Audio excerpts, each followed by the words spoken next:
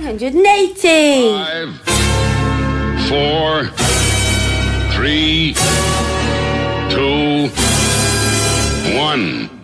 You're listening to Beaten Track Radio. We're all about the story. Thunderbirds are go.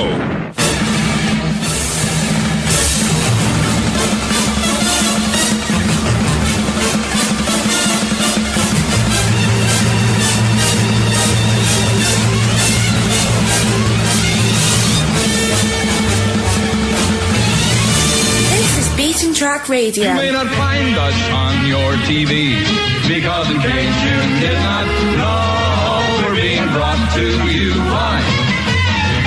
Brought to you on. Brought to you by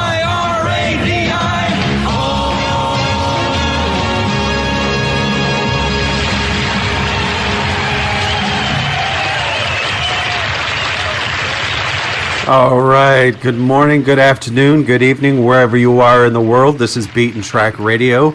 I am your host, F.E.Feeley Jr., stepping in for Nigel today. Beck will be here in just a few minutes. We are here with the wonderful S.J. Himes and author and narrator Joel Leslie. Welcome to the show, guys. Hi. Hello. How are you? I'm good. How are you? Good. I'm great. Thank you for having us. Absolutely. Well, let's do introductions, and we'll start ladies first. S.J. Himes, tell us a little bit about yourself. Oh, Lord. I've been writing full-time for almost exactly 3 years. Mm-hmm. I've been writing my whole life. I took a short break when I worked for Uncle Sam. Destroyed my soul, so I escaped. Went back to writing. I found my passion in writing LGBT romances. Kind of helped me get out of the closet all the way. Mm-hmm. So I'm totally thankful for that. And I fell in love with audiobooks thanks to a certain somebody here in the room with us. I wonder who that could be. I have no idea. When you said you worked for Uncle Sam, were you in the military? No, I worked for Homeland. Okay. And, yeah. Yeah. Yeah. No, glad I got out. How many books do you have out? Oh, shit. I'm about to release my 10th book. Nice. 10 in 3 years? Yep. That's amazing. Let me get some of that mojo.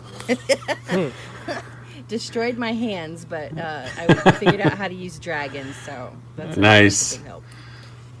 Which, considering you write about dragons, is kind of ironic. Just a little. You are a paranormal author, aren't you? Yes. I've written one contemporary so far, and it was like pulling teeth. It wasn't a bad book. And it was a good book. I won't let a book out in the world unless I think it's good, but right.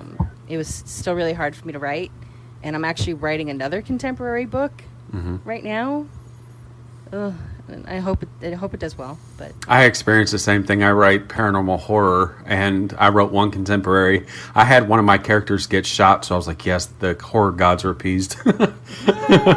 Okay. Well, Joel, Leslie, tell us a little bit about you. Let me think. Weirdly, I've been narrating for almost 3 years, too, so SJ and I have a strange starting similar point. I was just going, it's about to be 3 years, I think. I've done about probably 160 books at this point. Wow. Yeah. And my background was in performance. My undergrad was in acting, and then my master's was in design and directing, of all things. Oh wow! And I worked as a director for many years, and my husband and I were running a theater company in Indiana, which is lovely, and we just kind of got massively burnt out in a million ways. I bet. And was looking for something different, and I'm sorry, we're having some technical difficulties. Hold on. Okay. Hey, Beck, you might want to turn down your mic. Oh, there she left. Sorry, folks. That was some audio error. I think Beck is That's trying just to the way sign I back sound. on. That's just the way Right. I sound when people listen to me. So I started to, and I had this background in dialects and accents. I used to teach accents at NYU. I was a theater professor and coached like national tours and at lots of regional theaters, and sort of thought, and I love storytelling. And the really cool thing about audiobooks is you get to be an actor and your own director too. Does that Sure. make sense? So it kind Yeah. of uses all the muscles. And I just sort of gave it a shot, loved it, and it's sort of snowballed or avalanched into this full-time, really awesome, amazing job, and I get to play 1,000 different people a day and get to work with amazing people like SJ, so it's been really, really cool. Well, okay. How and long now ago did you two meet? SJ and I? Well, we only met at GRL last year. Yeah. But when did we do the first Necromancer book? Was when we first sort of connected. That was like a year and a half ago, maybe. A year and a half ago. It came out March of 2016. Okay. No. So yeah. Yeah? So since then, yeah. And we've now done 3 books together. We juggle 2 series, and then there's another series we're talking about trying to get off the ground as well. And now I'm no longer in Indiana. I live in Orlando, which is delightful, and I'm 14 minutes from Mickey Mouse, and it's all Right. awesome. Yeah. It's very fun. So, the hardest part about my job now is that I want to go to a park, and I'm like, I have to record. I can't go play. Right. Prime So- position for retirement. Yeah, that's amazing. I couldn't imagine that kind of schedule. What does the daily work schedule look like for you? It's when you work from. It's the same for a writer. I know because I've talked to writers, but it's people always go, oh, it must be so great to work from home, and you don't have a commute and you work in your pajamas, and it is, but you have to be incredibly disciplined. Right, self-motivated, yeah. Because otherwise, especially for me, because I have a calendar of books scheduled through like February of next year.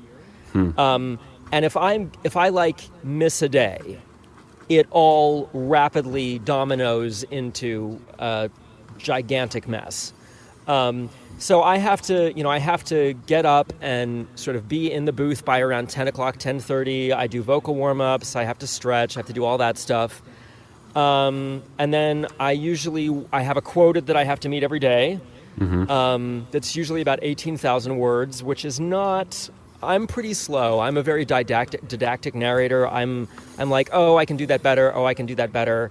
I'm finicky, so I take more time than a lot of guys do, or a lot of people do. But I'll get about 18,000 words done a day. I'll probably usually work until around 5 o'clock. Right. So, and get about 2 hours of finished audio done in the day out of what I've spent in the booth.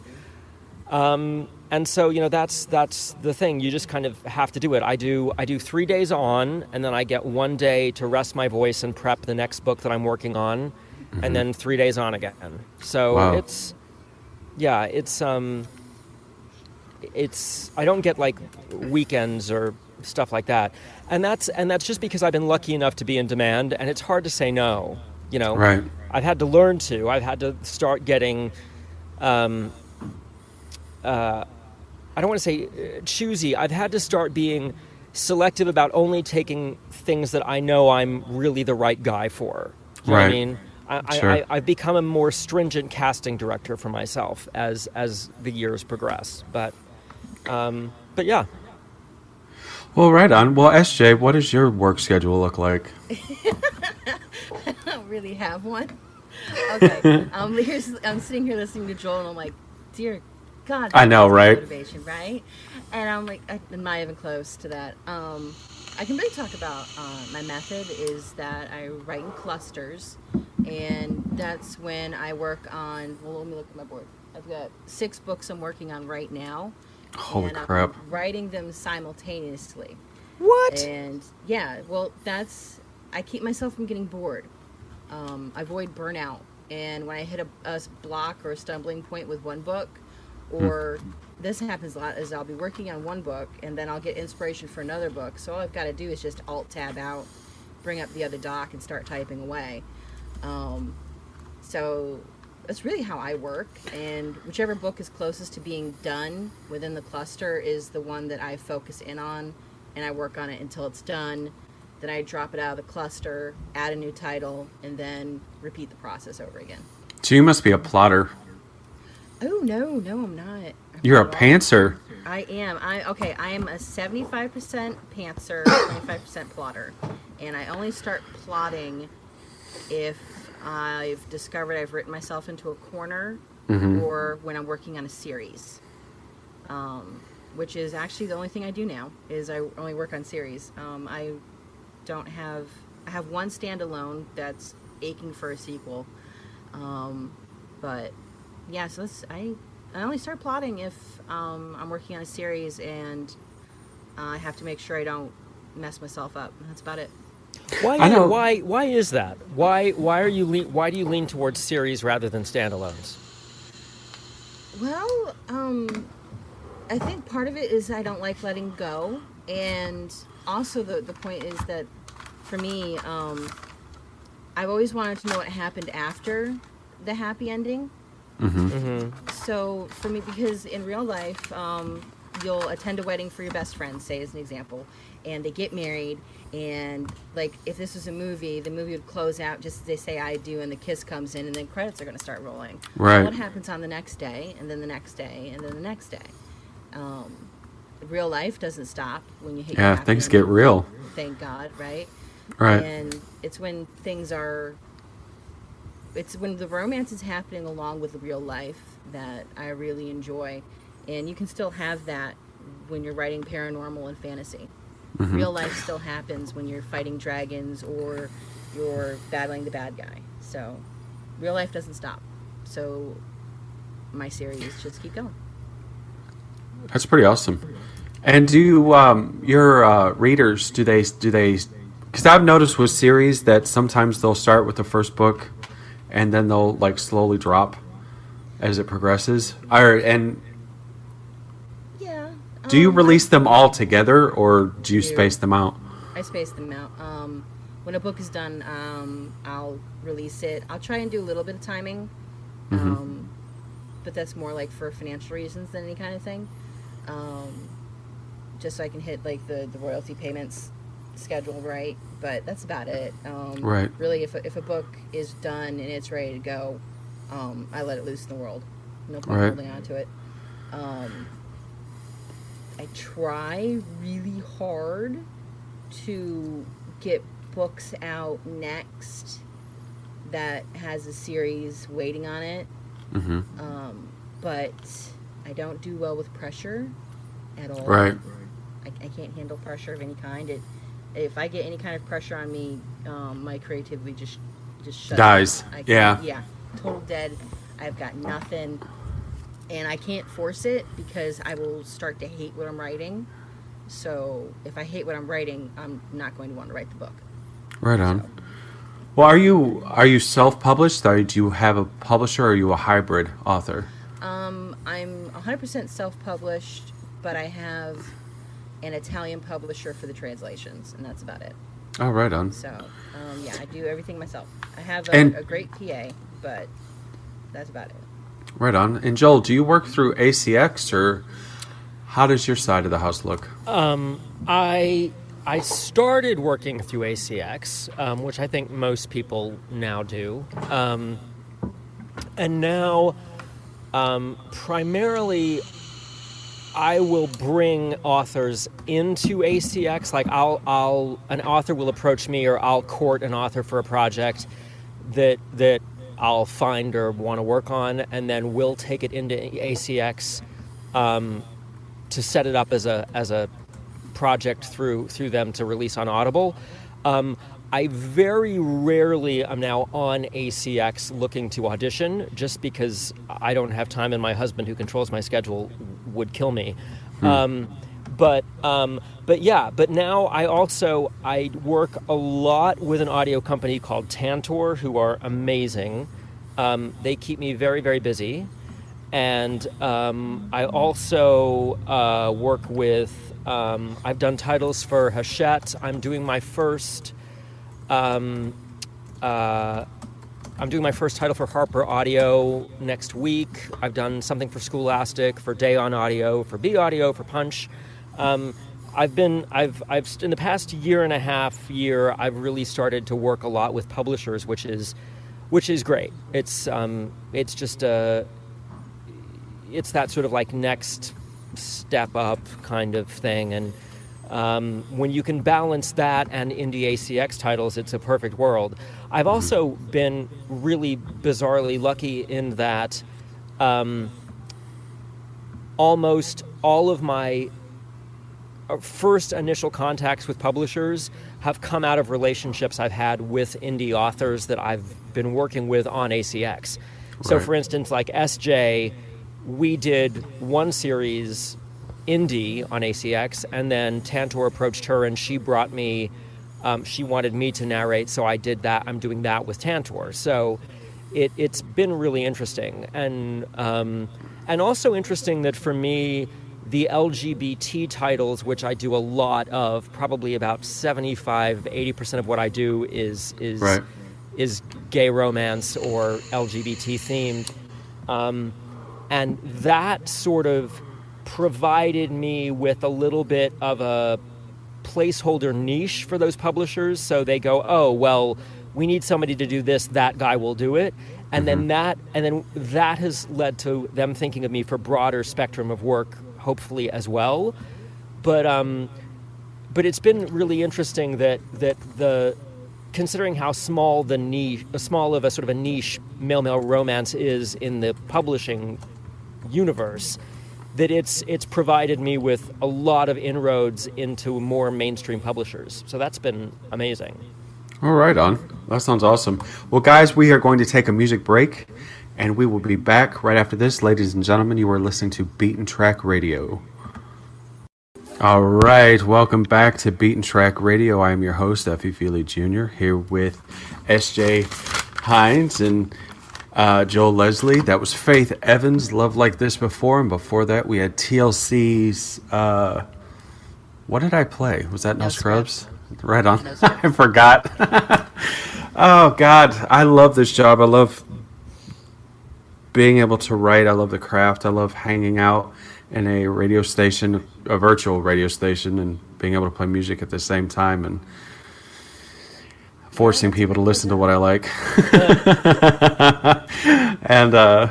But speaking of influences, music has always influenced me in my work and stuff like that. I constantly have a soundtrack playing. What has influenced you guys in your writing and in your day-to-day work? For me, I used to read almost exclusively fantasy as a child. I used to read a lot of Le Guin. When I found Mercedes Lackey when I was 12, that was a literal life changer. Right. Let me see. I used to like Marion Zimmer Bradley, but then problematic after that stuff came out about what she did when she was so I had to ditch all those books. But Robert Jordan, huge. I just love fantasy books, and it actually got to be a point where it was like a personal frustration where I couldn't exactly find the books that I wanted to read. So I started to write what I wanted to read. I wrote my first story when I think it was 8. It was 110 pages. Right. So I wrote it in colored pencil. Right on. I think I went through the same thing as a kid. I was telling Christian Baines yesterday, who I had on the show yesterday, that I started off as a kid reading R.L. Stine. Can we just take a moment to say Christian Baines? Oh, right. I love me some Christian Baines. His book, Skin, was amazing. Okay. I haven't read it yet. Hi, Let's do it. Christian. You know I have a crush on you. It's okay. But I told him I had started reading like R.L. Stine and then like Christopher Pike and then graduated to like Stephen King and Anne Rice when I was like in the 7th grade. And I kind of went through the same thing you did. I wanted to read horror stories and ghost stories, but I wanted gay characters in there. So yeah, I feel you. Mm-hmm. What about you, Joel? Who influenced you? You know, I've always loved great voices. Not that I have one at all, but I've always loved great voices, and I've always loved storytellers. The man who kind of was like my grandfather, but not by blood. I grew up in Bermuda, which is British, so my American accent is actually a weird mongrel kind of acquired thing. I really, I'm sort of fake American or fake British, depending on who you ask. But because my entire schooling was British and all my teachers were British and everything. But I had this gentleman named Peter Woolcock who was like my grandfather, kind of. He was an animator for. He was a cartoonist and an animator for Disney. The strips, not the films, but and a political cartoonist, and he was the most amazing storyteller of like that. You know, that generation that could would have parlor tricks and would, you know, sit and weave stories and entertain people just by the way that they could, you know, talk. And I think that was always, I just idolized him and worshipped him, and I think that was a huge starting thing for me. One of my first teachers that I adored was a brilliant Shakespearean actor who had the most incredible voice, you know, kind of like Richard Burton.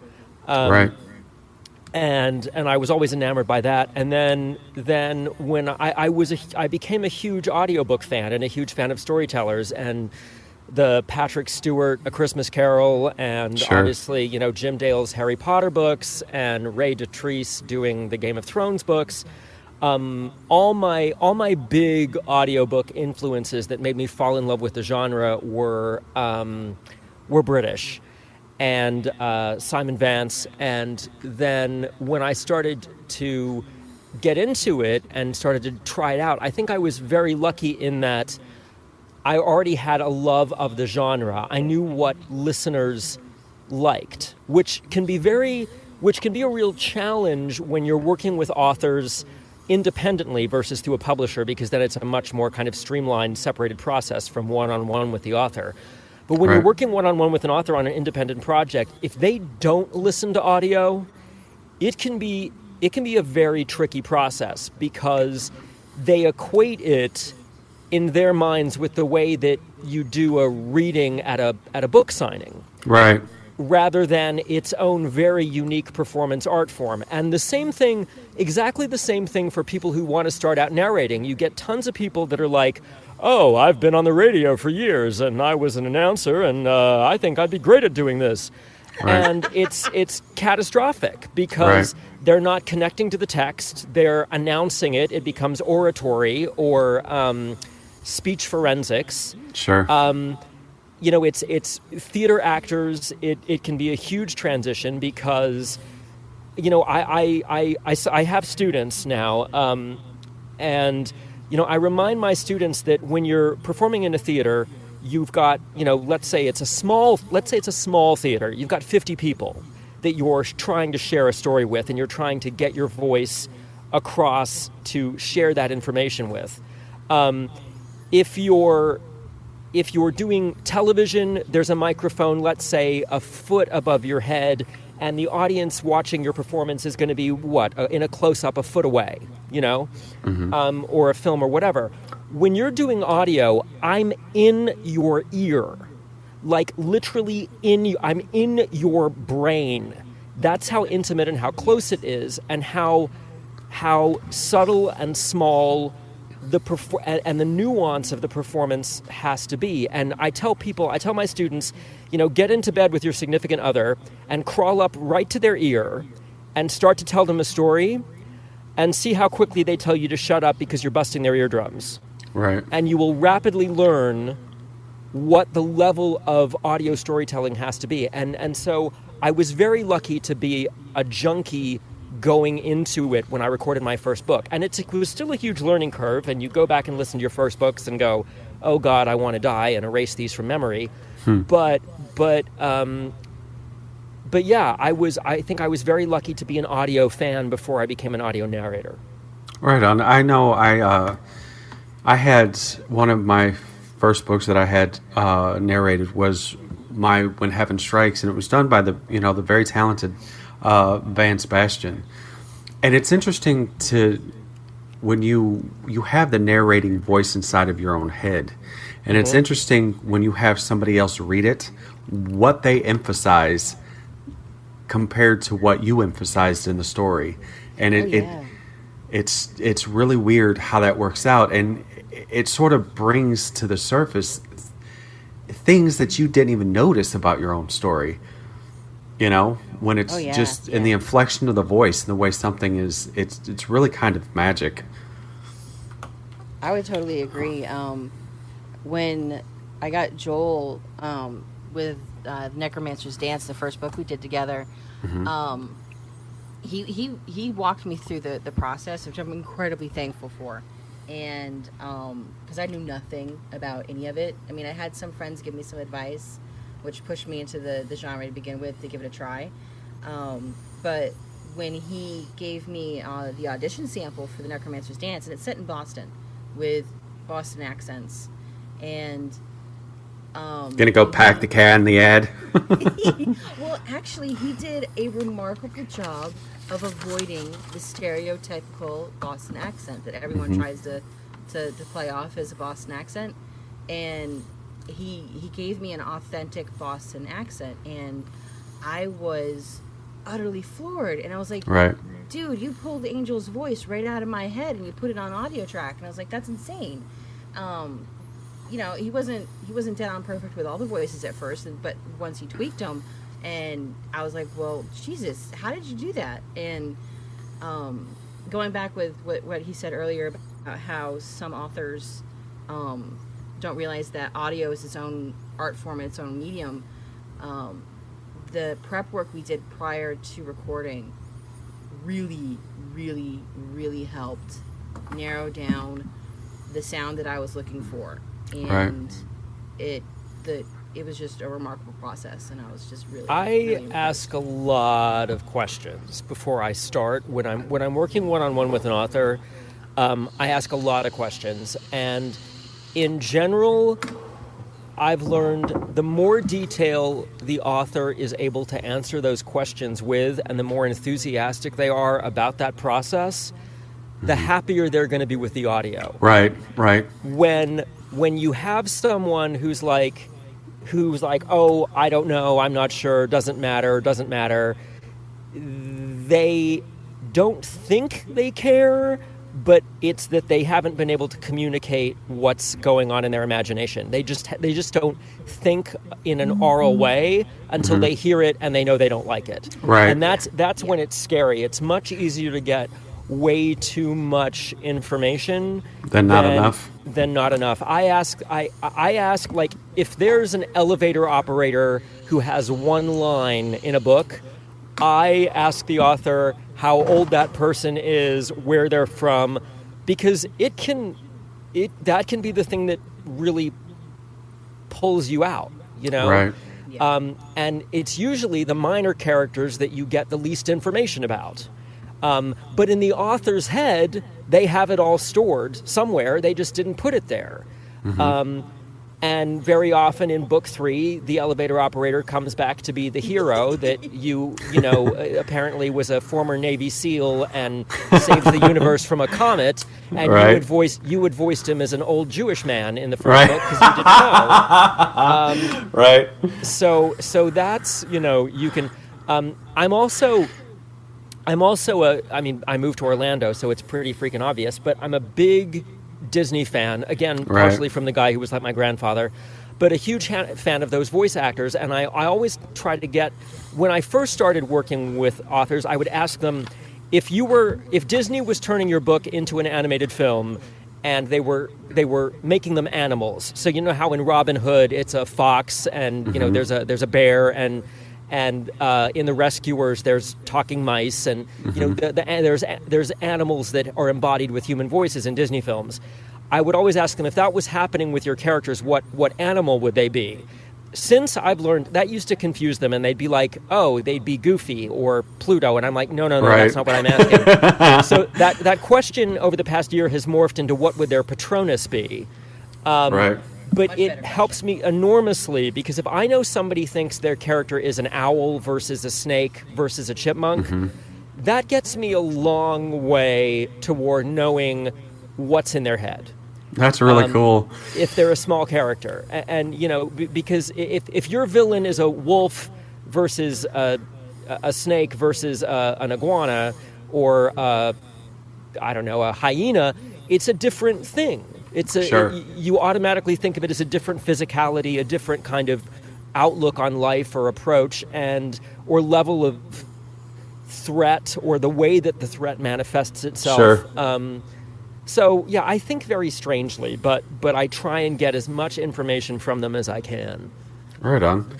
Well, it's awesome being fans of your role models, but what's it like for you guys to have fans yourselves, SJ? Let's start with you. Oh, Lord. What do your fans mean to you? Okay, I dearly appreciate and love all of my fans. I'm going to be very honest here, though. It's incredibly weird having fans. It's still, every time I get a message from a reader or somebody comments on Facebook about a book and they're like, they love it, and I'm just sitting here like, thank you, and I'm thinking in my head, oh my god, somebody loved my book. Right. So it's even 3 years in, it's still a very surreal experience to have fans. Right. And I've been very, very lucky with my fan base, because it's grown by leaps and bounds in the last few years. And even though I average 2 books a year, after my initial rush that first year, I'm not as prolific as some other authors, but my fan base still grows regardless, and I'm so thankful for that.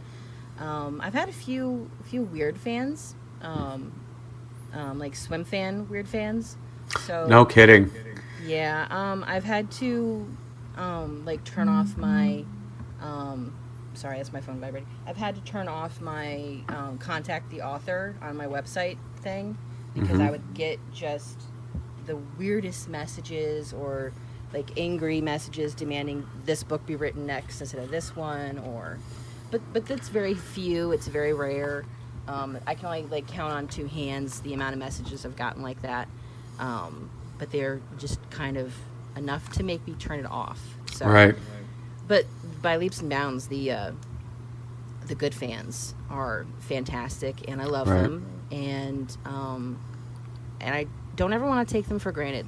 Right. I've noticed that with authors who start taking their fans for granted is when their work starts to suffer.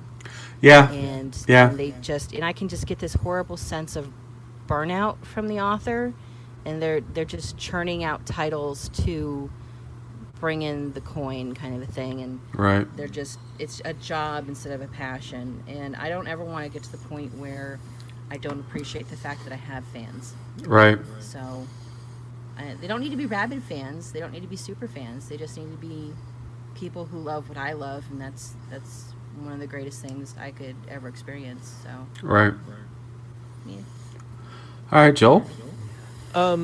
It's kind of amazing. I mean, one of the things when I got into audio that I hadn't really thought about at all was as a theater guy. You know, my entire adult life was spent working in theater. It's ephemeral. It disappears. You do it and it's gone. Right. At the end of the run, or at the end of the performance, or whatever.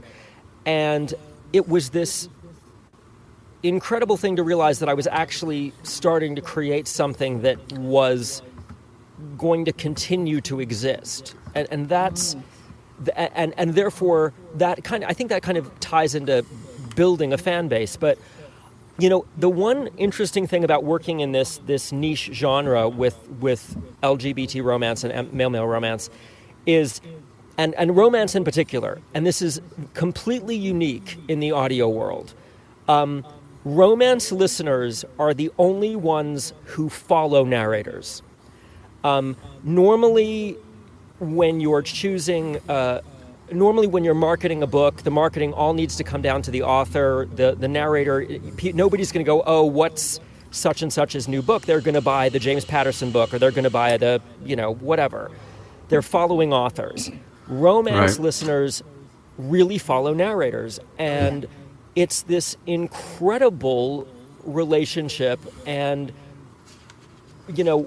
when you compare it to other very successful narrators that work in the genre, I'm incredibly lucky. I mean, when I go to conventions now and people ask me to sign stuff, it's mind-blowing. It's funny because I record in so many different dialects that sometimes people argue about the fact that I shouldn't be recording a book because I'm American, or I shouldn't be recording a book because I'm Australian, or I shouldn't be recording a book because I'm British. That's hilarious. It happens. You'd be amazed how many times it happens. But it's really cool, and the interaction with the fans is amazing. And I really never expected it. And it's been a huge thing. I mean, I've had fans get me jobs. I've had fans message authors and say, you need to hire this guy to do this book, and it's worked out. It's really cool, and the relationship is amazing. And when people ask you oh, will you whisper in my ear and tell me something as a character, it's kind of hilarious. It is weird when you point out that it is possible that I have given more women bedroom pleasure than nice anyone would ever have anticipated I would have been capable of in my life. Get it, boy. So that's a plus. I can attest. So there you go. But that part's a little. I never expected it to be primarily women, but it's great, fine, it's cool, So hey, I guess I'm gay in the sheets and straight in the ears. I don't know. Well, on that note, we're gonna take a music break in Hailstorm, and this is "Can I Get an Amen?" All right, welcome back to Beat and Track Radio. I am your host, F.E.Feeley Jr. All right, come on, Track. One last guitar riff. I love this song. And there it is. Welcome back. We're with S.J. Himes and Joe Leslie. I'm still laughing about gay in the streets and straight in the air, cracking up. I think I texted everybody I've ever met with that. But glad to be of service. I really appreciate that. I was dying. I took my mic off and lost it.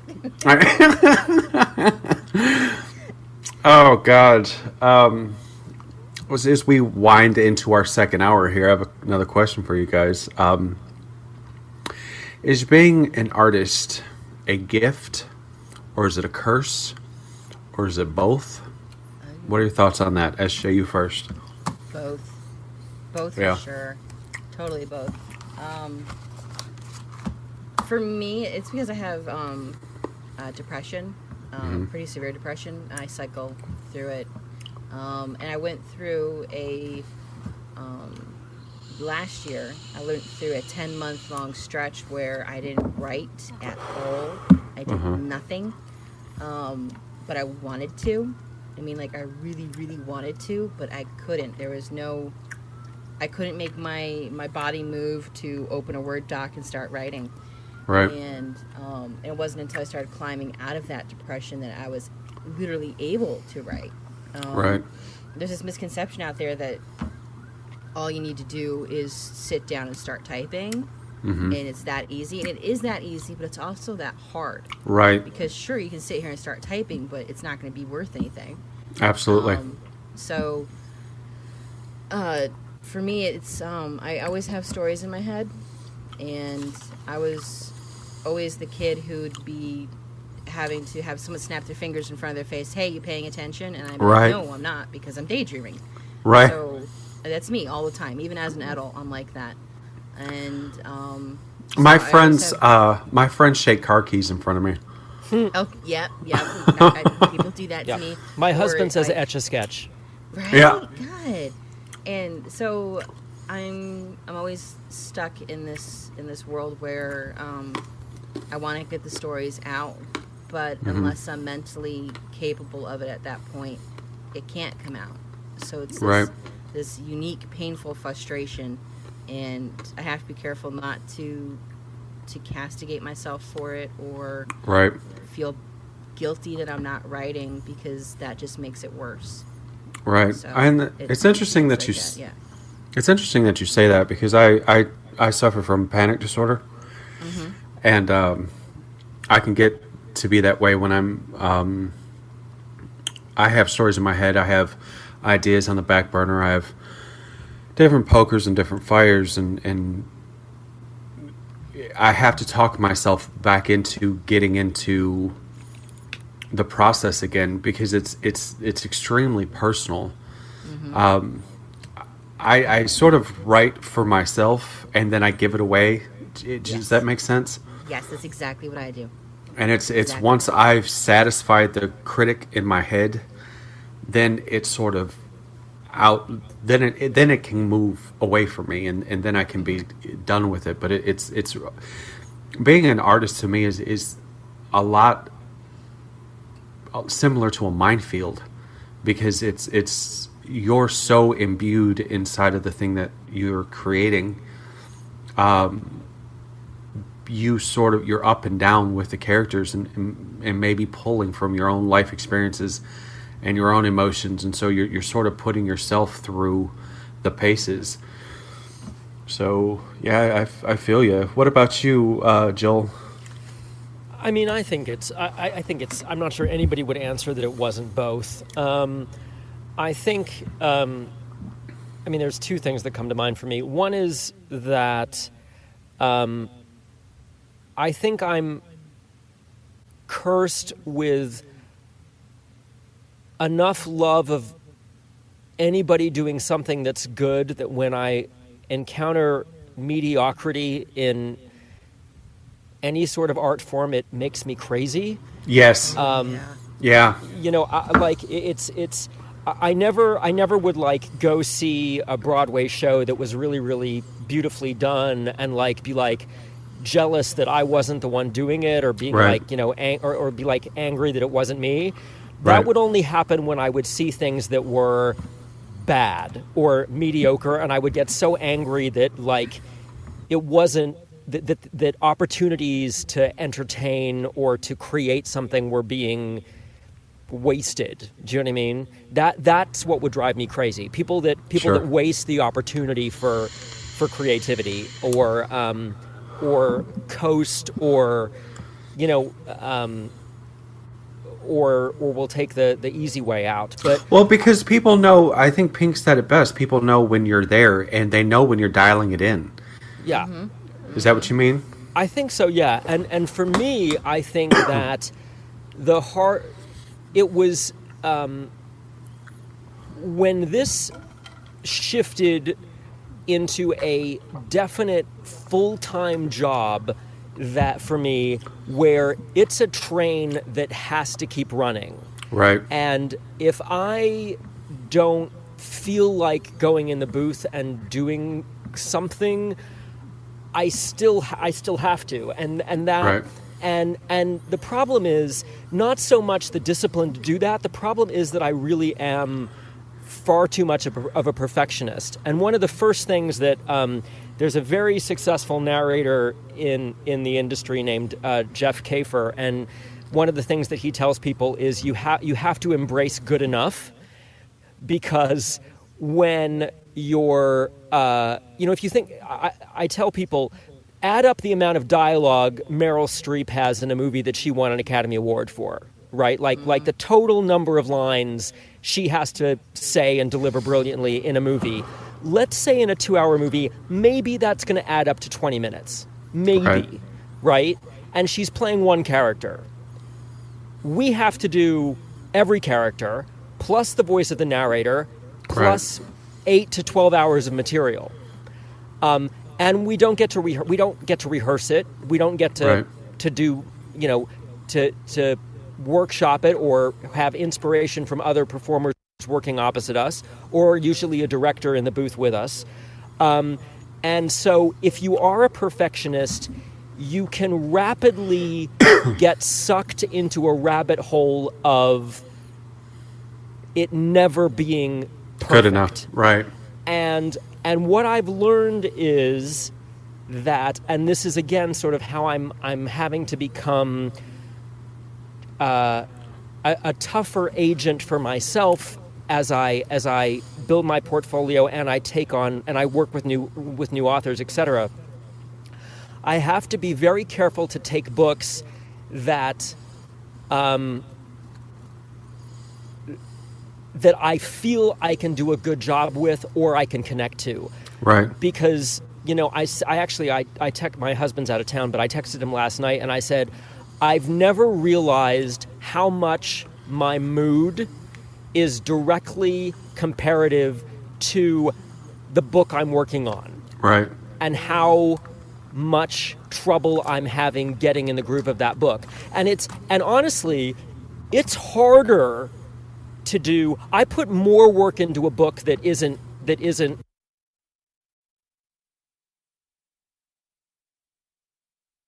an easy click for me. You know what I mean? Mm-hmm. Right. I have some authors like S.J. and N.R. Walker and Claire London that their words just fit me like a comfy slipper. Right. I'm there and I know we're in the same groove and whatever.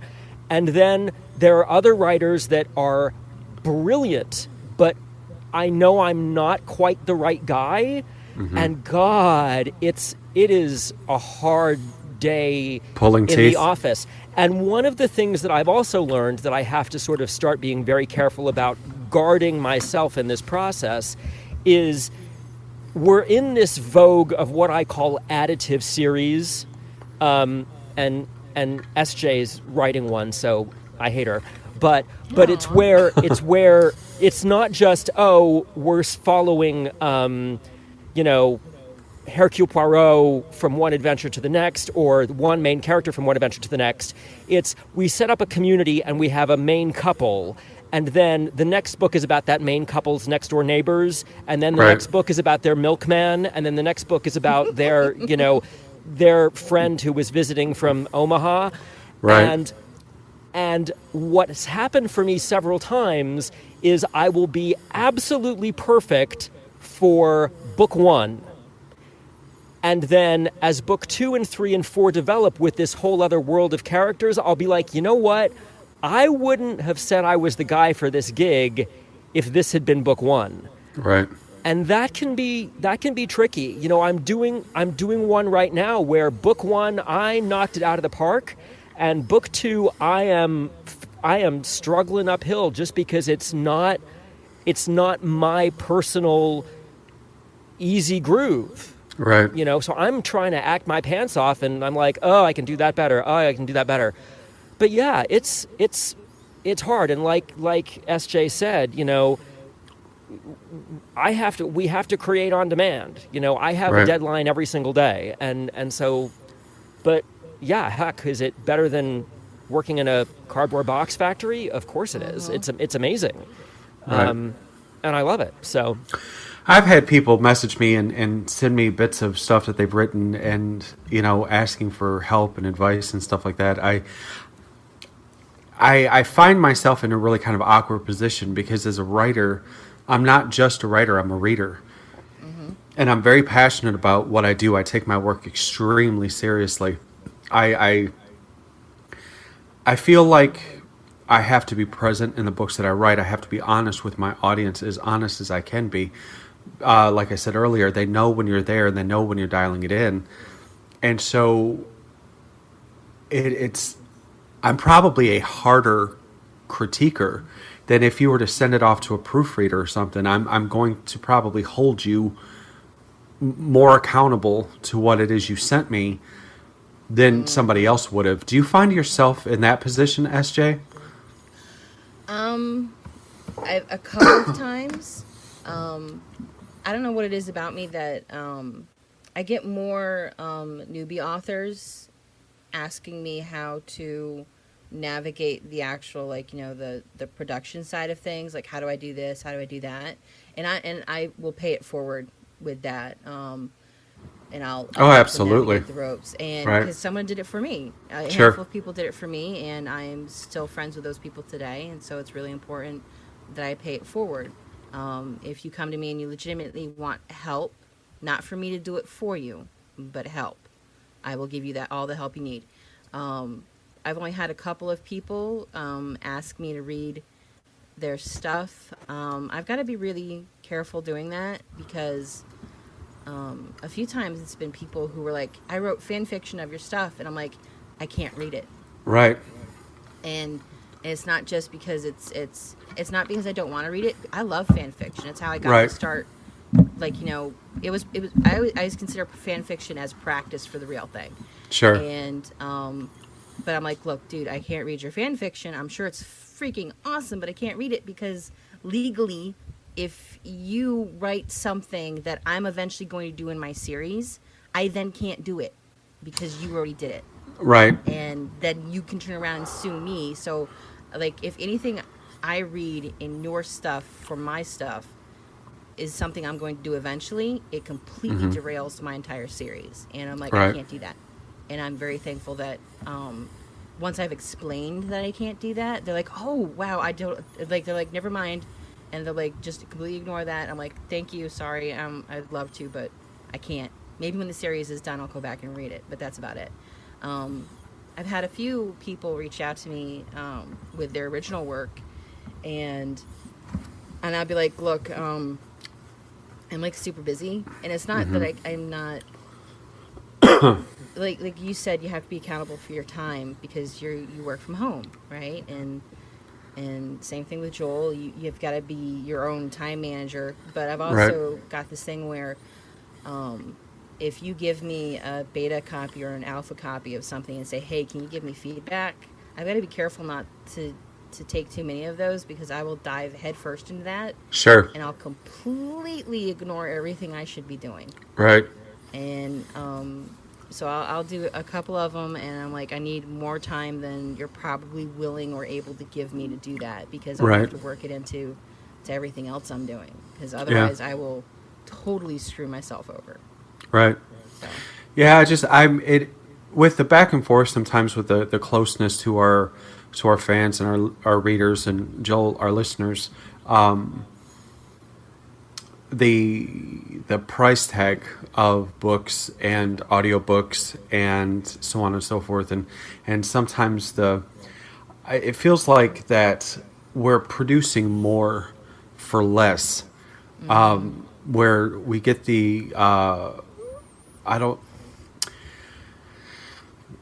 we want a lot of stuff for a little bit of money. Of course, you have the Amazon page stuffing, which really isn't helping things. Then you have piracy on top of that, and it's almost getting harder for an author to be an author these days, or a narrator to be a narrator. For narrators, we've just gone into this romance Audible listener package debacle, which is I screwed up and signed up for it. Yeah, I know.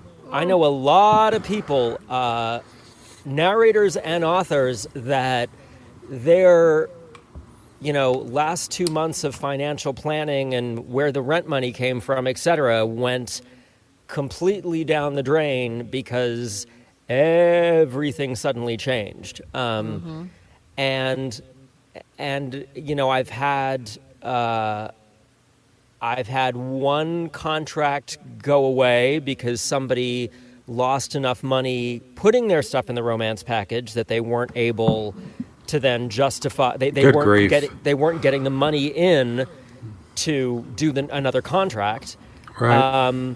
And I've had to sort of say that I was not willing to enter into some royalty share agreements because Sure. it's that's going to hit a critical mass, and it's going to be very interesting to see how it turns out. I mean, the one thing we can assume is that Audible and Amazon do want to make money, and at some point they're going to figure out a way to make the most of it. So hopefully it'll figure out itself. And I can't really imagine that if somebody's paying $7 a month for this subscription fee or whatever, and they're going through 40 books, Amazon is going to go, it's better than them buying 20 books. So Right. at some point, hopefully it'll figure itself out. But yes, absolutely, we are definitely, it is hard when people complain about paying about how much an audiobook costs, Right. because they don't really either an author considering producing one, or the listener not knowing what it takes to produce one. Right. It's 6 hours for every. They estimate it's 6 hours for every finished hour of audio. Right. So, Van Sebastian brought that up. Absolutely. Yeah. Yeah. Well, it's just the $5.99. You'll spend $5.99 at Starbucks for a cup of coffee, you know, and that'll last you 20 minutes, 25 minutes. You'll have a ebook or a paperback or an audiobook. Once you buy it, it's yours, and you can return to it. And there's books that I've read throughout my life. Stephen King's The Stand. Great. My mind just took off. Books. Anyway, there's media that you'll return to over and over and over again if it's touched your life in some way. Maya Angelou, I Know Why the Caged Bird Sings, is a book that I'll pick up again, and read through her biographies and stuff. But it's hard to translate that over to readers and stuff and say, depending on how you approach your craft on the business side of it, whether it's through a publisher, whether it's through self-publishing, it's really difficult. Once you type the end, it's the end of the story. It's not the end of the production of the story, and you've just gotten off a 5K marathon, and now you have 10K more to go to be able to put out this production. You have that proofreading, the editing, you have the cover art, you have to get a hold of a narrator, and all that stuff you have to navigate on your own, and the cost that is associated with all of that stuff is extremely steep, and that's just sort of the reality that's out there. And now that I've talked myself into getting some whiskey, this is Evanescence and Call Me When You're Sober. Welcome back to Beaten Track Radio. That was my spirit animal, Pink, and Just Like Fire. Before then, we had Evanescence and Call Me When You're Sober. We're going to take some questions from our listeners right now. Thank you, SJ, for bringing that to my attention. Y'all got some fans up in her. So we're going to take some questions. This is from Alexu Alex. What is the most important thing about a book, in your opinion, and an audiobook? Characters. Yeah. Character development. Yeah. Christian said that yesterday. Right on.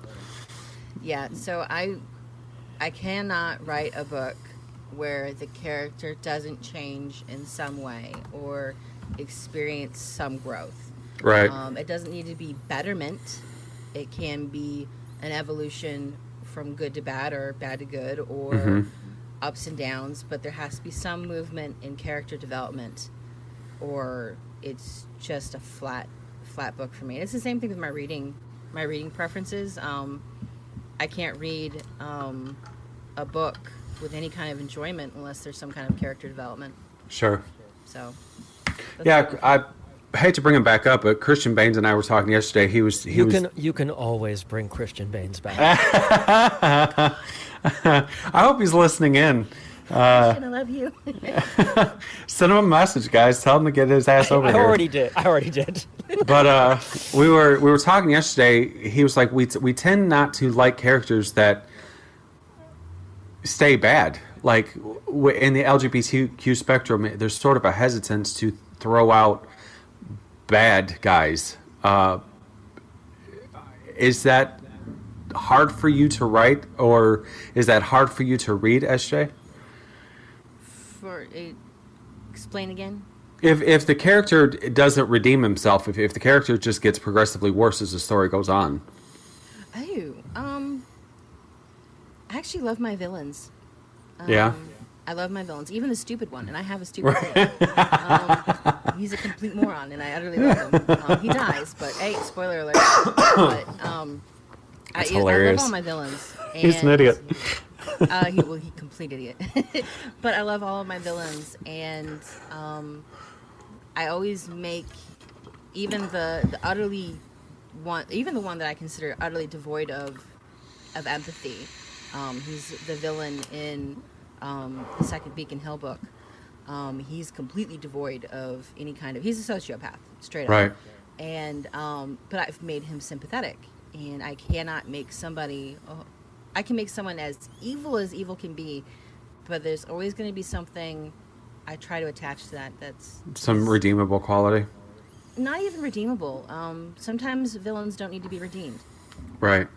Sometimes a character in a book doesn't need to change for the better. They can change for the worst. And I really don't consider any of my villains to be throwaway characters or disposable. They're a part of me. So Right. I've got to be. I'm very careful with my villains, even the idiot. Right. And so yeah. Right on. What about you, Joel? I think as a narrator, it's the same answer. It comes down to character, and if I can't get a picture of the character in my head, if I can't cast it, like if I can't figure out, if we were doing a major motion picture version of this movie, who it would be, then I struggle. When the characters are really well written and I can go in my head, okay, I know exactly who this is. I can picture them. I can almost see the movie in my mind. It becomes almost a passive process narrating. I'm almost sort of like just parroting the movie that I'm hearing in my brain. But when that doesn't happen, when I just kind of can't figure out who specifically these guys are, and they're just Right. sort of milk toasty generic for me, it's hard. When their Patronus is a llama? Is that what you mean? Yes. When their Patronus is a llama, or you're going that way when the author tells you, oh, their Patronus is a dog, versus oh, their Patronus is a Chihuahua or a Great Dane, or you know what I mean? Like if they don't have that, it can be very tricky. And the toughest thing is when I had an author once, and it was not a good collaboration. It was early on in my career, but she kept saying to me, well, they just talk normally, and I'm like, what does that mean? Right.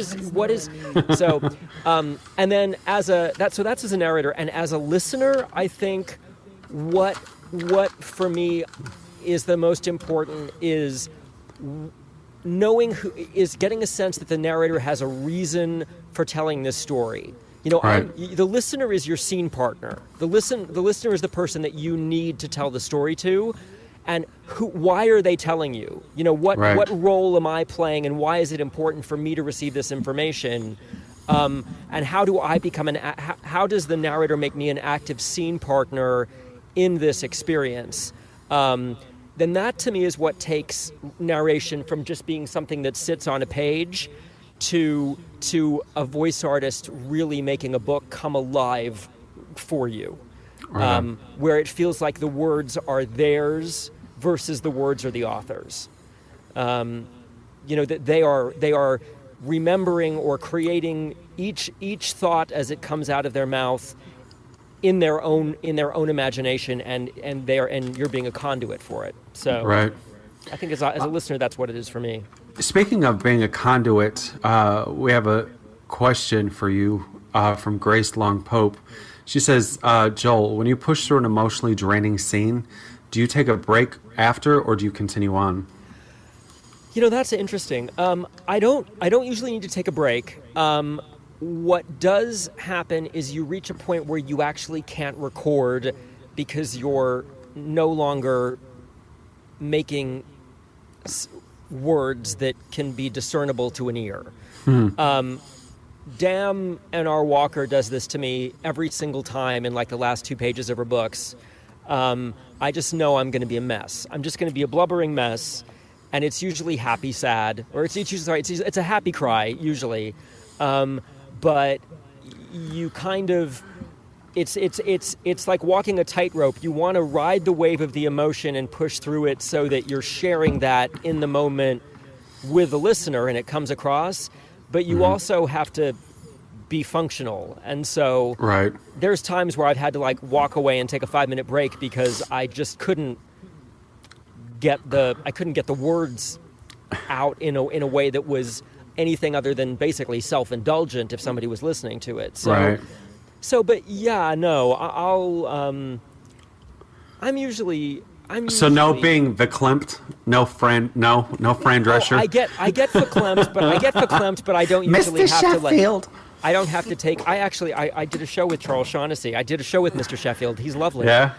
He's the nicest guy in the world. Is he? But yeah. So. Yeah, no, I can push through usually. Not that I don't get emotionally involved, but I don't have to take a sabbatical after. Right on. Well, SJ, what kind of research went into the BHS series? That's from Grace as well. Hi, Grace. Well, I did. I'm from Massachusetts, and I've spent an enormous amount of time in Boston. So a lot of the research is really just me double checking my memory against Google Maps. And in the series, it's urban fantasy, but I try to make Boston itself as accurate as possible, like the location of the iron wrought fences and the small cemetery in the middle of Boston Commons, the which way this street is facing in regards to this location, kind of things like that. I'm trying to be really, really accurate with that. In the current book of the series I'm working on right now, I'm almost done with it. I keep saying that, but I'm being really serious about it this time. I'm almost done with it, and in this book I did a lot of research on tarot cards and tarot readings and the mysticism and the history, and it's going to come into play in the book. It's not really a spoiler since I'm not going to tell you why, but I actually had a reader who does it for a living, and I reached out to her for her help, and for the last few months, back and forth questions, and she baited the scene for me after I was done with it, and I wasn't happy with it until she was happy with it. So Right on. So that's kind of what I've done with the third book in the series, at least. Right on. That's awesome. This question is from Bellen Tornabell. I think I got that right. And it was directed to Joel, but I think it's a good question for both of you. If you could spend the day in any literary world, where would you go? Oh my gosh, that's so hard. Whoa, okay, hold on. Would it be as yourself or as a character? Let's say as yourself. Oy. That makes sense. Okay, go ahead, Joel. I feel like I want to say Wonderland. It's real because everywhere I think of is actually like an awful place. Like I go, ooh, it'd be cool to go to the Capitol in the Hunger Games and wear like really cool wigs and makeup. But I'd be like, and everyone would die. Like, right. So usually like, but that or like some kind of steampunky London, sexy Victorian clothing, but not Victorian morals. Right. Awesomeness would be great, but but yeah, maybe Wonderland. I don't know. I'm just odd. I don't know. SJ? Me, I would totally, okay, if I could not be myself, I would go to Middle Earth, hands down, Middle Earth. Because if I went as myself, I'd be dead in the first 30 minutes. But if I had to stay myself, I would actually go in as, I'd actually go into one of my own series, Beacon Hill Sorcerer, and I'd set up a bookshop down the street from Angel's place. Because everyone's going to be gunning for him, and I'll be perfectly fine. Yeah, well, screw you both. I'm going to Hogwarts. Bye. Oh, yeah, that's a really good answer. That's a much better answer. I'm Wingardium Leviosa, bitches. Yeah. All right, let's see. Do you have a favorite quote from your books, audiobooks? Alexu Alex asked this. Me? Oh my God. Yeah. Like Yeah, thanks, Alex. That's hard. That's super hard. No, I can't think of. I'll post it. I'll think about it and I'll post it on Facebook. I'll get back to you. I can't. I'm stuck. That's hard. What about you, SJ? Like for my own book, or dang it. I'm gonna have to say it's gonna be from my own book, Wolves of Black Pine. That was the first full-length novel I wrote as myself after I ditched Uncle Sam. And it's when Cain says to Ghost, "You are just glorious," and it's just 3 words. You're glorious, and that's something that's like the epitome of their relationship, and one man's off for his partner, and that's like whenever I go back and I work on their stuff or work on their books, that's something I pull out, and I think Right on. it puts me right back into the right mindset. Right on. Have you ever made yourself cry? Yes. Yeah, I've done that too. It's like 2 o'clock in the morning and I'm snotting over the computer. I'm like, my husband's like, what the hell? I'm like, it's a good scene. Like, I'm fine. I do that to myself all the time. Frankly, if I'm not making myself cry, I don't think I'm making anyone else cry. Right. Yeah, tear. I forgot who said it. It was somebody important that's dead. No tear in the author's eye, no tear in the reader's eye, some crap like that. Yeah. All right, you guys, this is for both of you. It's another Alex question. What trait do you like most about yourself? Oh, Jesus. We are being affirmative here. We are affirming Okay. a radio show. Crap. Joel? I think She's pulling out stumpers today. yeah. I think that I'm an artist. I don't like myself at all. I'm kidding. I appreciate the fact that I can make people laugh. Sometimes I do it at the worst possible times and in the most inappropriate moments. So don't take you to a funeral. I mean, I've ad-libbed some really unfortunate lines at charity fashion shows for elderly women that in the middle of Indiana did not go well. My husband still just can't cope. But yeah, She did not look like B. Arthur. it was far worse than that. It was something along the lines of, and Melissa's wearing peacock blue, which is interesting because I don't like peas, but I do. Oh no! And like you saw soup spoons drop, and my husband like it was like, you know, when Secret Service agents try to protect the president. Oh my God! They, like side rush them, and this would happen a lot in Indiana because what happened? They're evangelicals. Well, what would happen was, see, we ran this theater, and I would MC a lot of our events. And but the stuff that I emceed was scripted within an inch of its life, because you can't make jokes about God, you can't make jokes about Republicans, you Right. can't make jokes about politics, you can't make jokes about anything, God. really. So you have to. So I would be scripted within an inch of my life, Right.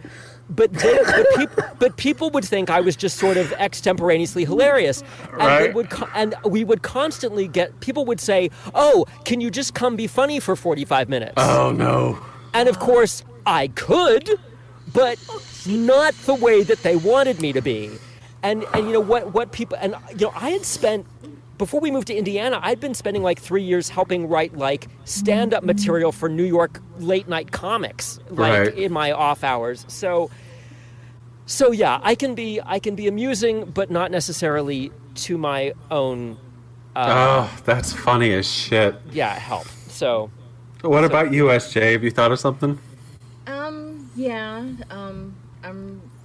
I think I'm kind of okay at figuring out other people's shit, and I'm Right. horrible at doing it to my own. I'm Oh yeah, no, I feel you. Well, I'm better at figuring out other people's problems, and You give the world's Giving best them- advice too.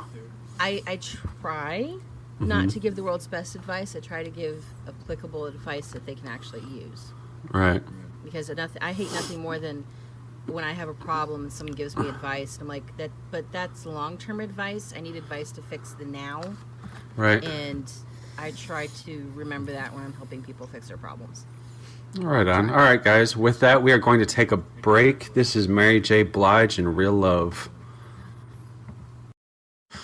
All right, that was Mary J. Blige and some Real Love. We are back here with, we are back here with S.J. Hines and Joel Leslie. I want to remind listeners that beginning on I believe a week from Monday, we have brand new programming for you here at Beaten Track Radio. Also, be sure to tune in to the Wednesday Drive with myself, yours truly, where we'll listen to some music and get you through the hump day. Also, Author Chat Live is on both days, Saturday and Sunday. But check our website for the new information and the new shows that are coming up. We're going to take some more questions from our audience. And if you two, what's your secret superpower and your superhero name? This is another Alexu question, by the way. That's you, honey. Oh, kick my butt. Joel? Right? Yeah, Jill. I think I would be some sort of hyperactive chipmunk shifter. A were penguin. Waddle waddle grr. And my superpower I wish I had is an ability to consume as much chocolate cake as I wanted and not gain right. weight. Right. But God, I don't think I actually have a superpower other than possibly having some weird quality that has prevented my husband from actually leaving me, which any sane human being would have done. So I think that's probably Props to the husband. probably my superpower. So yeah, Your husband's a superhero. rich kryptonite or whatever you want to call it. Rich tonight. Rich tonight. oh God, me? Oh, geez. Alexia, you're killing me here. Well, I love Superman, so I could, if That's how I knew I was gay. Yeah. Yeah, we totally wanted to be rescued. I blame have you. never had any experience in a movie theater that I have had watching the first Henry Cavill Superman, where I literally, my cheeks were hot. Like I was Yeah. a 12-year-old girl watching the Beatles. Like I was embarrassingly overcome. Oh, when he comes running out of the water. Oh God, just the suit and the cape and the hair and the face and yeah, it was bad. It was need bad a minute? news. I do. I do. God, him and Christian Baines. It's been an hour, huh? It has You okay been. there? So yeah, no, if I could be I don't want to be a superwoman. I'm like, just because, she's just too nice. I'm not that nice. So maybe I could be Superman on Red Kryptonite. That'd be great. Oh, right on. Yeah. No, I don't You do like your villains. I do. I love my villains. So yeah, kind of like I just want to be physically impervious because I'm not in real life, obviously. My body has betrayed me. So I would like to not be so limited. Right. So yeah. So like real life superpower, my low threshold for bullshit tolerance. Yeah, that's my superpower. Oh, yeah. Wonder Twins Unite or whatever. Yes. I'm so glad I added you to Facebook. We're going to have some fun conversations. Girl, did you hear? She's very good at talking me off a wall. She's very good at preventing me from killing people. It's happened several times. Okay. So that's a I'll take superpower. that superpower. Love. Control lives. See, we're affirming here at Beat and Track Radio. We love each other. All right, let me find another question. This one's for SJ. The Solstice Prince is now out on audio. So excited. Will you be releasing more like Wolfgang Saga? Please, please, please. Yes. Yes. Okay. I've aptly named it the saga for a reason. These books are huge, like over 100,000 words. So Oh, wow. and they're complicated, and there is an extreme amount of character development and plot evolution, and they take me forever to write. The first book took me 10 months to write. The second book took me 2 years and change. Right. So I haven't started the third book yet, but I have it on my very loose and prone to change calendar to start it after GRL this year. So. Right on. Well, Joel, this one's for you. Which of S.J. Himes' characters is your favorite so far to voice? You know what? Hotspot. I definitely Angel, because and that's like an obvious answer, but there's specific reasons. It's because he's little and he's a hero. Like, he's the hero of the books, but he's little. He's a very non-traditional, like, he's scrappy. And I love that, and I love that kind of he's what I would call a pocket gay. That's what I called my husband when I first started dating him. I love that he's a like a badass pocket gay, and there aren't many of those. And also, and this is weird, but it's not often that in this genre you get heroes that are bottoms, and I think that's awesome. That this, like, I mean, he literally is like a power bottom, and I think that's amazing that he's this like cool little badass pocket gay power bottom, and he's the hero of this series, and he's like, badass Boston Harry Potter with a attitude, and he's great, and he's really fun to voice too, and I kind of I get what he is. I mean, I think Angel is kind of there's aspects of Angel's personality that I wish I had, and so I think that's really fun. Now, just from a pure voice wise, I really like doing Welsh accents, and so the one that I just did, Prince Maxim, was for SJ. He's got this lovely sort of mellifluous Welsh voice, and it's just sort of very smooth and sexy to listen to, and it's just nice to do. You just kind of, it's like sort of, melting butter, and that's really nice to do. So I like doing that a lot. But in terms of like living in a character, Angel is really fun to live in. Oh, seriously, I'm going to use that Harry Potter with an attitude as my tagline. There you go. It's going to be perfect. I'll send you a bill. Thank you. Grace Long Pope says, I literally have Joel's voice in my ear car stereo at least once a week, sometimes every day. You are the only narrator I have searched for on Audible by name. Just saying.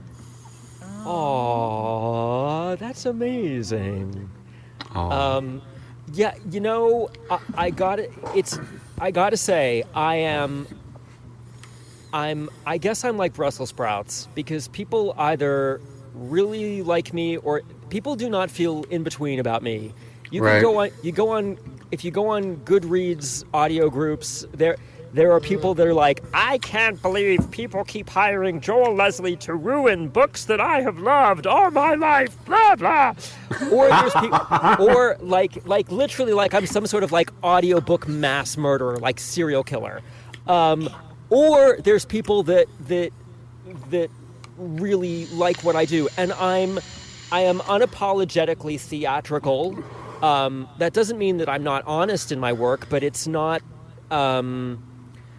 I'm not someone who just reads a book.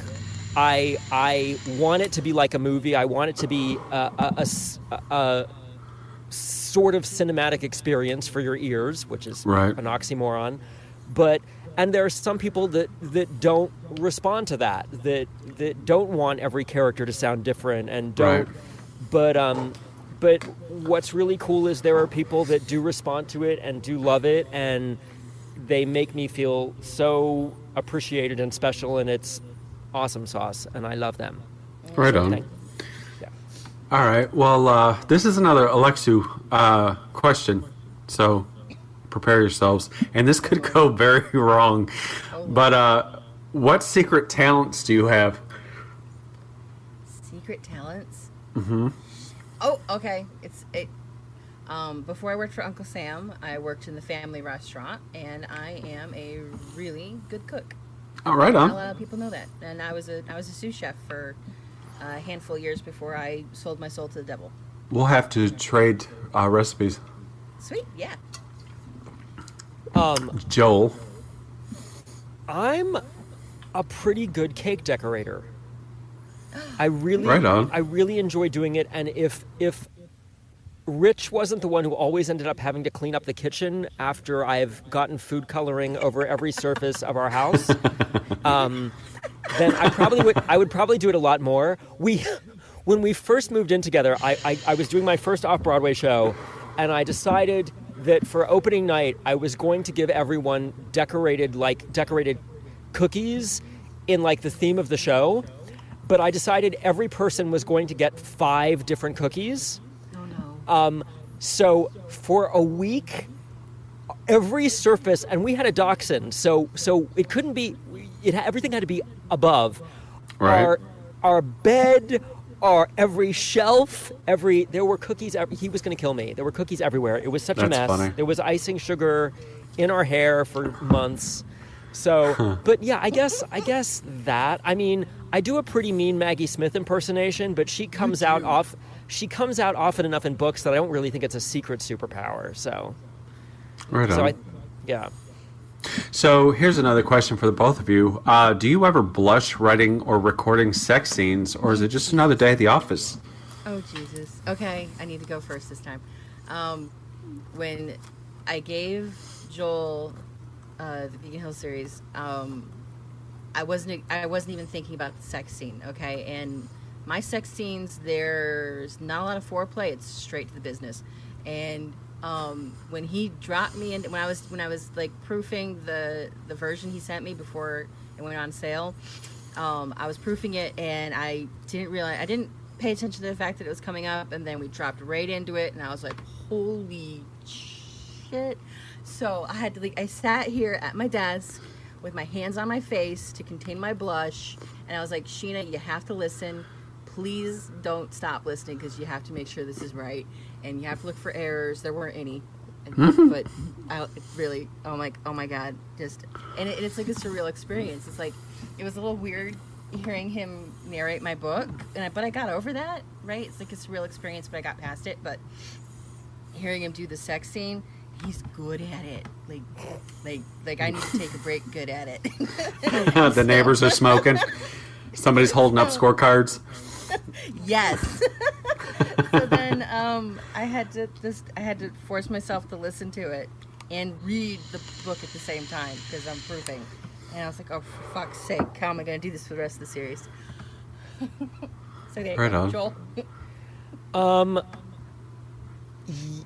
Yes, I wouldn't say blush. At this point, very little makes me blush. There are turns of phrase that are very difficult to make sexy sometimes. If there's good sex scenes and there's not great sex scenes, and narrating a not great sex scene, it can be a real challenge. Right. But there are a lot. I'll message if I have a really good relationship with authors. I'll message them if there are "oh my God, no" moments where like a female author will have written something that just does not really equate for gay men. That I'm not going to get into it on the radio, but there's something that frequently female SJ doesn't do this, but female writers will frequently make happen in sex scenes, and I'm just like, oh God, no, that doesn't happen. Oh, ow. Self lubrication? Are you talking about? well, there's that. There's that, and go, no, I'm fine. I don't need lube. That happens. Yeah. But yeah, others. But no, what is interesting is when you find yourself becoming heated by something you didn't really know you particularly had as an interest, and you're like, oh, I guess I'm into that. That's nice to know. Surprise! Yeah, exactly. Like, Surprise. There you go. yeah. So this, I just did N.R. Walker's Yanni story, and there's a whole lot of daddy stuff in that book, and I was like, Yeah. I okay, all right, this is apparently works for me. I didn't know that. fell hot. So, yeah, no, I mean, yeah, but what's surprising is it is actually very often the I don't want autopilot isn't the right word because that implies disengaging, but it is some of the smoothest narration that you have to do in a book usually, because there's usually very little dialogue. It's all chunks of description, and there's a definite, you know what the roller coaster ride is going to be after you've narrated 500 sex scenes. You know how to ebb and flow them, and how the roller coaster has to kind of go, and